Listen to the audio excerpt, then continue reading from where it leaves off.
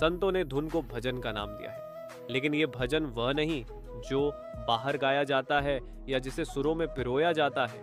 ये भजन भीतर गूंजता है, आत्मा को खींचता है, उसे ऊंचाइयों तक ले जाता है। जब सुमिरन मन को स्थिर करता है और ध्यान आत्मा को आंखों के पीछे केंद्रित करता है, तब धीरे धीरे एक ऐसी अवस्था आती है जहां मन की गतिविधियां धीमी होने लगती हैं और चेतना की लौ भीतर जमने लगती है।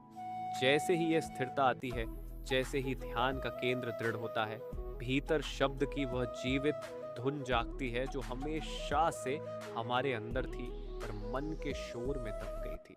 आत्मा और धुन का संबंध अत्यंत निकट है। आत्मा परमात्मा का अंश है और धुन भी परमात्मा का अंश है। दोनों में स्वाभाविक आकर्षण है। जिस प्रकार चिंगारी का स्वभाव आग की ओर उड़ना होता है, उसी प्रकार आत्मा का स्वभाव धुन की ओर खींचना होता है। परंतु मन, माया और इच्छाएं उस स्वाभाविक प्रवाह को रोक देती है। सुमिरन और ध्यान वह साधन है जो आत्मा को फिर से उसके मूल से जोड़ते हैं।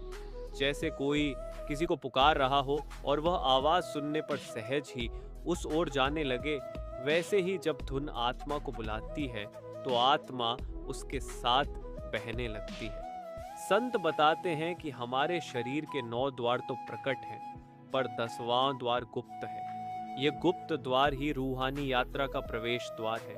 ये द्वार मन की परतों, इच्छाओं और भटकाव से बंद है। जब सद्गुरु नाम देता है और साधक मन लगाकर उसका अभ्यास करता है, तब यह बंद द्वार खुलने लगता है। जैसे ही यह खुलता है, भीतर एक ऐसी रोशनी फैलती है जिसके आगे बाहरी सूरज की चमक भी फीकी है।